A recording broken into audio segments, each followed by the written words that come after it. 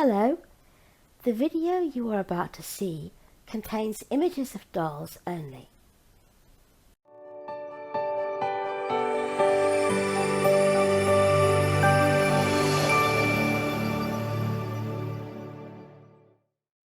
Impy, come on, quick, Sticks. If you want to do the magic this morning, we'll have to hurry. I really must get home to Cassie. It's her birthday party later on, and there'll be loads to do before we're ready. All right, my bird. Come on, Icky, darling. Stay here, Icky. There. How old is the little Tassie now, Bert? She's 5 today. She's getting such a big girl, I can't believe how the time's flown. But never mind that. Come on, we're live. Say hello. Hello, everybody.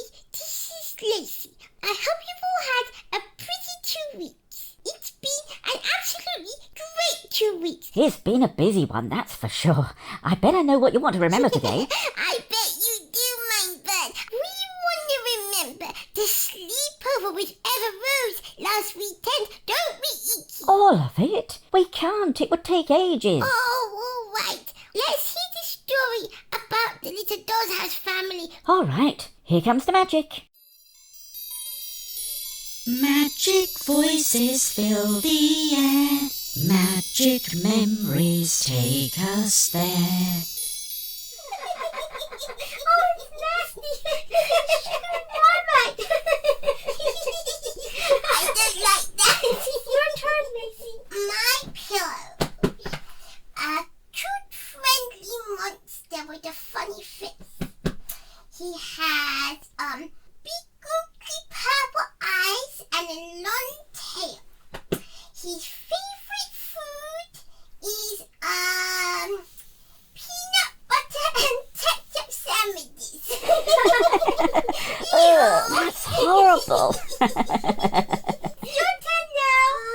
My pillow is a big, friendly bear, and he has mint green fur and pink ears, and he wears big round horn-rimmed glasses. And his favorite food is, I guess, I know, chocolate brownies with mustard and coleslaw on the side. Oh, I don't like that one either. We don't like that, do we, Icky? Yours is the best ever, Rose. Yours is the best. Yours is the best, isn't it, Icky? Oh, no. Yours was better. Oh, isn't it nice to play the pillow game again? It's funny the things you don't think of until you have someone to share them with again. I know. We played so many games and sung so many songs that I haven't even ever thought of since I left. Well, you know where. Come on, girls. That's enough messing about. Impy, you should have finished brushing your hair a long time ago. It's time you were both in bed. Come on, in you pop. Eva Rose, are your plaits comfortable? Did I do them okay? Oh, yes, Bert. They're fine. You did them beautifully. I'm sorry we took a long time. Pillow critters can get really distracting. I'll get into bed right away. Come on, Icky. Come on, Lacey. Now don't you get frightened about Icky, because I know what you can be like, Icky. Never gets any peace. My two big feet, but you're in my way. I taught Icky to bed. Now you're telling Bert off. You want to speak kind to him. He's a lovely brother. Yes, you're right, Mike. I can be very bossy. You want to tell him off. Look, your bed's just a little way over from mine, and I can reach out and hold your hand if you get frightened of the dark. Oh, gee, that's nice. I've never slept away from home before. There, we're both in bed, Bert. Tell us the story, my Bert, please. Everyone can't wait to hear. Oh, I don't know. I don't know if naughty little girls who giggle and chatter and don't get into bed deserve stories. Oh, Bert, we're sorry. Please tell us the story. We'll be real good. Oh, I was only teasing, honey girl. Of course I will. There, lay down. What do you want to hear? Fat Flu again, or May Queen the Mare? Or something about the Spicky Sparrows? Everrose can choose. You choose Everrose. We don't mind. Do we, Icky? Try something new, Bert.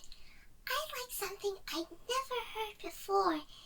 So will help me to remember this awesome day better. Oh, Lacey, I never had such an amazing day in all my life. We're so glad you enjoyed it, Everrose. Now then, something new. What kind of new story should it be, do you think? I don't know, I guess. Could have a little girl like us in it, and dolls and toys. Yes, dolls and toys, and magic. Magic would be nice. Well, I do know one story like that. It's the story of the little Truehearts. Do you want to hear it? Oh, yes, Bert. Oh, please tell us. Right then.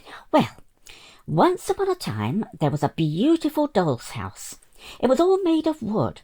It was a lovely pink with a blue front door and blue window shutters. It had lovely window boxes with little trees growing in them. We've seen some like that. Haven't we ever, Rose? In your mummy's catalog. Quiet, Impy! The doll's house stood on the floor of a big playroom, which was one of the upstairs bedrooms of a house in a pretty town. It wasn't a very big house, nor a very small house. It had just enough room for the family who lived there. Mum, Dad, a little boy called Joe, and a little girl called Lisa, to whom the doll's house belonged. Oh, I'd like to have a little brother one day. Brothers are really nice. Auntie Icky. Thank you. Now, the doll's house was pretty outside, but inside it was even prettier. It had a cosy sitting room, a big kitchen, a bedroom, and a bathroom on the first floor, and a big bedroom in the loft. That sounds lovely. It was. It was also lived in by a family of 4. A mum, dad, a boy, and a girl. They were very cute little wooden dolls with bendy arms and legs, hair made of yarn, cheerful smiles on their cute round faces, and real clothes, not just painted ones. Cool. Lisa liked her doll's house. She often played games with the dolls.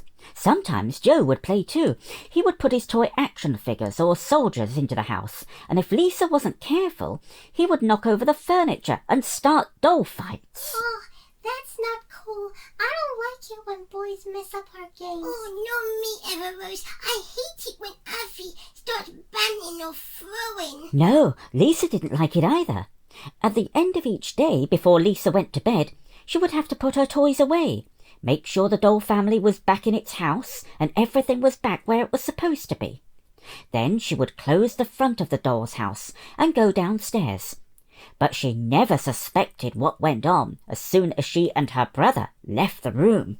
Did the toys all come alive, like in the movie? No, not quite. Toys can't come to life as a rule. But what nobody knew was that the doll family in Lisa's doll's house weren't quite like other toys. One night, when Lisa was very small, the Sandman had been passing by, handing out his sleep dust. It had been just before Christmas, and he had dropped a piece of his magic dust on the wrapped box which contained the doll family. Because they were dolls, it didn't make them fall asleep like it would us. It woke them up and made them alive. Oh, wow, that's amazing. Isn't that amazing, Icky? Yes, so the dad had woken up and had known that his name was Andy, and he knew that Mum's name was Anella, and their children were Paul and Posy. And when they were unwrapped the next day and put into their new house, they all knew that they had to behave like dolls when everyone was watching. But at night, or when the room was empty, they moved about their house just like you or I would. Oh, did they ever leave the doll's house, Bert? Not to begin with, Everrose, not for quite some time. Because, you see, after Joe and Lisa had been playing with the house, it could be quite untidy, and Anella liked her house apple pie neat. So she spent most of her time cleaning and tidying. Andy moved the furniture, which had always been shifted around, back to where it was supposed to be. But that left nothing for the children to do except get in the way or gaze out of the windows at the playroom outside. It was only a matter of time before they got out, and when they did, Andy and Anella had to go after them to find and bring them back. Oh, those naughty children. They might get stuck outside or anything might happen. You're right, Impy. But you see, being outside turned out to be a good thing in the end. Oh, how, Bert? Well, it started like this, Everrose. One night, Paul and Posy had gone wandering around the playroom and, hiding behind a toy box, they came across a little brown mouse. Now, of course, to them a mouse isn't all that little, and they were quite scared in case the mouse would pounce on them and hurt them. Oh, no! But the mouse wasn't interested in doing any such thing. It was shivering and crying, nosing about on the ground as if it didn't know what to do. "What's the matter, Mouse?" asked Posy.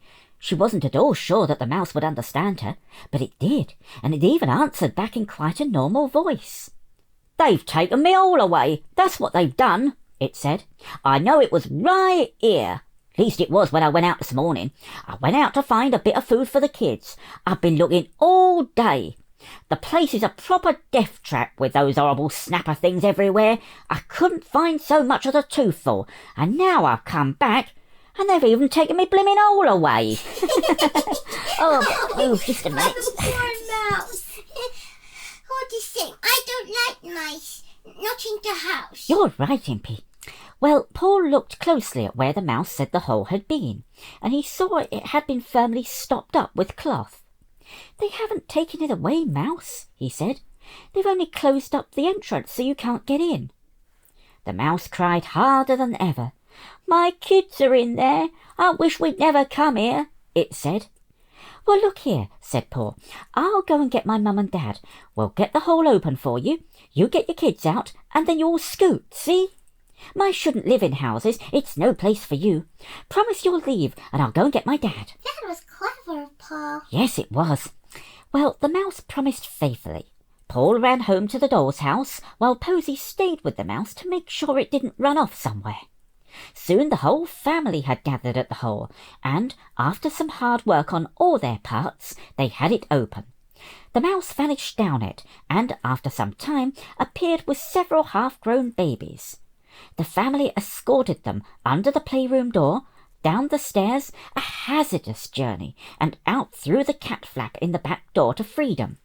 After that, Paul and Posy stopped up the hole again, till it looked as if it had never been touched. I don't like mice. We don't like mice, do we, but I'm glad they got away. Oh, so am I, Impy. Well, that was the beginning of all the good little things that the family who lived in the doll's house did. Oh, wow. You mean that's not the end? They did other things? Oh, yes, Everrose. Far too many to tell you about, or we'd be here all night. Sometimes Joe would lose his favourite toy. He would have to go to bed without finding it, and in the morning there it would be, under his bed, right by his slippers. Sometimes Mum or Dad would forget to water the houseplants, but they wouldn't die, because the dolls would carry tiny dolls' water cans of water to them for hours, just to make sure they had enough to drink. The goldfish always got fed when Joe or Lisa forgot. Mum's gold cross, which she was sure was lost forever, turned up inside one of her shoes. No one had ever heard the tread of the little wooden feet walking about the house at night, or ever suspected the kind things the little wooden hands did. Did Joe or Lisa ever find out about the dolls and what they were doing? Did anybody ever know? Well, someone certainly did know.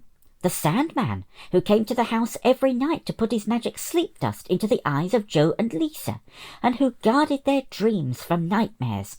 He had seen what his special dolls were doing, and he was very pleased.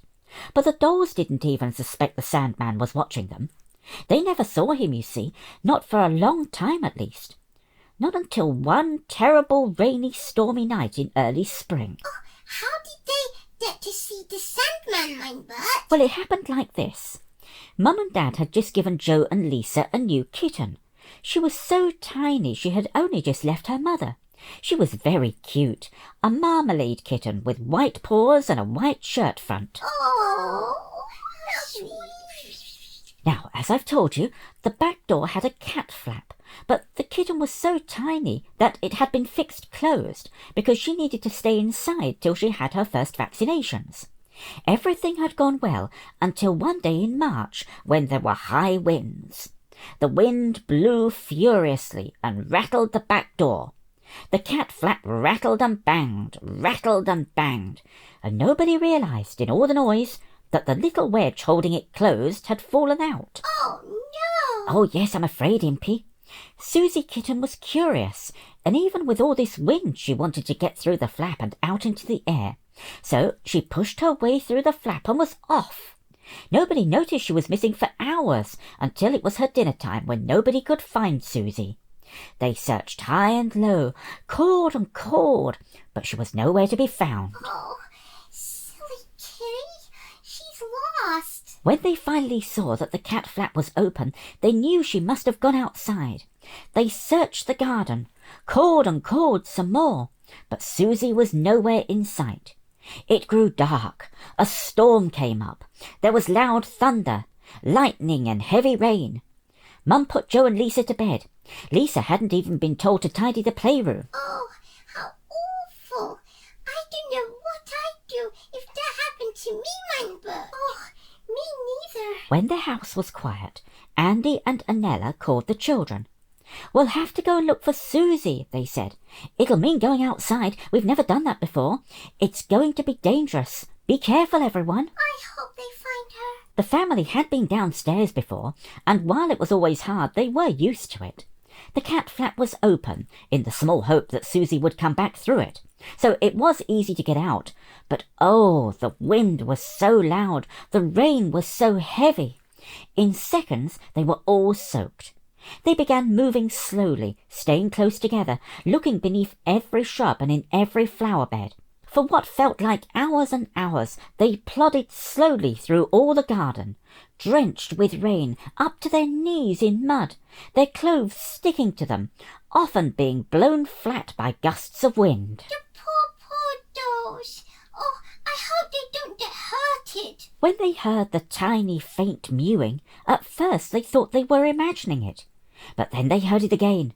They looked all around to see where it came from, and there was Susie, huddled in one of Mum's big flower tubs, hiding deep in the big leaves of a rock rose plant, soaking wet and too terrified to move. Oh, they found her. I'm so glad. It took hours longer to coax her out and lead her, shivering all over, back to the warmth of the kitchen, to rub her dry with a face flannel out of the laundry basket, and to settle her with a saucer of milk near her warm basket. When Susie was comfortable, they turned to look at each other, and a sorry sight they saw. I bet they got ruined from being out in all that rain. Yes, I bet they got terrible wetted and hurted. Poor dollies. You're right, girls. The wood on their feet was battered and chipped. Their paint was scratched and scuffed from falls and from Susie's terrified claws. Clothing dye had run and dripped all over them.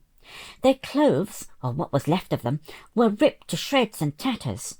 Their yarn hair was bedraggled, colourless, and much of it had fallen out.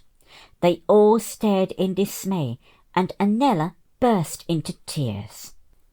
"How can we go back to our beautiful doll's house looking like this?" she cried. At that moment there was a soft warm breeze and a warm silver glow, and there, in front of them, stood the Sandman, in his long grey cloak, with his sack over his shoulder. The Sandman smiled at the wet, huddled little dolls kindly. "It does not matter what you look like, my little ones," he said. "It matters what is in your hearts. You have shown your hearts to be kind and true for the longest time. I chose well when I made you the guardians of this house. You have done your work well, and have earned a reward from me. Here is the first part of it." And he reached into his sack, took a pinch of dust and sprinkled it on each of the 4 dolls. Instantly they felt warm and dry. Their paint gleamed like new. Their wood was unchipped. Their clothes were pristine. Their yarn hair shone. They looked as if they had been unwrapped yesterday. They looked at each other and smiled in delight. Oh, how lovely. "And now," said the Sandman, hitching his cloak around his shoulders and closing his sack, "it is time I gave you your family name. Everyone has a family name. Most are born with it, but you have earned yours with your true hearts. Stay with this house as long as you are needed, and do your work well. Farewell and blessings on you. My little Truehearts. There was another whoosh of warm breeze, and he was gone. Oh, what a lovely name to give them. I really like that. But they deserved it. And what happened to them after that? Well, life went on, Everrose. Joe and Lisa got older and eventually grew too old for toys and grew up. But I'll tell you something interesting. Lisa had grown to love her doll's house, and she never could bear to part with it. She wanted to keep it for her own children. So when all the toys were packed away, she packed the doll's house carefully and put it away until she needed it. But she didn't put the dolls away. She could never have told you why, but she really loved that little family, and she felt they brought her luck. So they went with her to college. She had one in her pocket or on her office desk when she worked. She took them to her first new home, so that even when she was an old, old lady, Lisa was still being taken care of by her magical little Truehearts. Oh, wow, Didn't I tell you he tells us the best story? Oh, wow. Didn't I tell you? Oh, wow. Bert, Bert. Oh, my Bert. You're just the bestest person. Stop! Oh, Impy, Eva. Oh, you do need an easier name, you really do. Flower, Impy.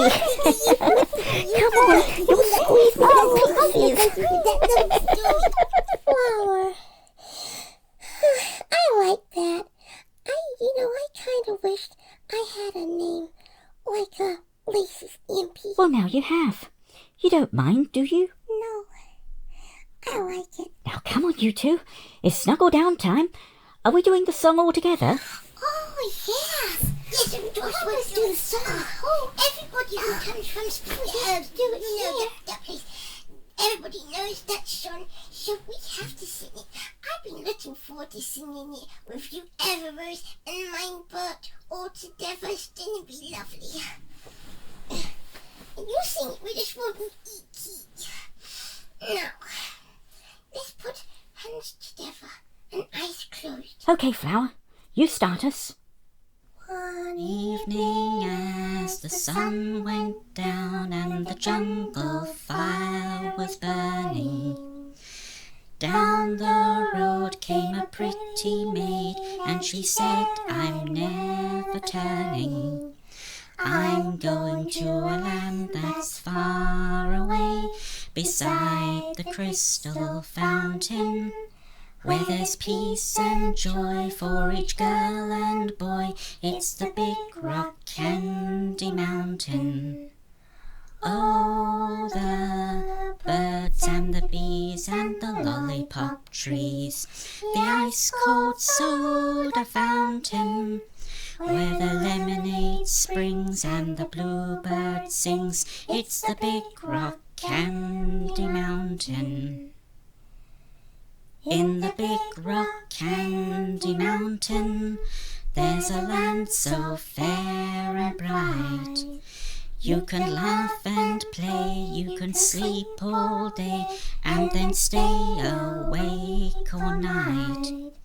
The chickens are already cooked, and the fruit is ready peeled. I want to go where there'll be no snow, where the rain won't fall and the wind won't blow, and each trouble will be healed. Oh, the blooming of the flowers and the honeydew showers, the cherry cola fountain, where the stars can glow pink and the moon can wink. It's the big rock candy mountain. In the big rock candy mountain, there's an owl that makes your frocks, and little vents of lovely scents come trickling down the rocks. There's jewels that grow on every bush and ribbons on each tree. I'll find my space in that lovely place where the grass is silk and the leaves are lace, and a welcome waits for me. Oh, the glitter of the gems and the spangles on stems, the honeysuckle fountain, where I'll sparkle and shine, and the world is mine. It's the Big Rock Candy Mountain. In the Big Rock Candy Mountain, you need never go to school. You can learn sweet things from an angel's wings as they fan you nice and cool.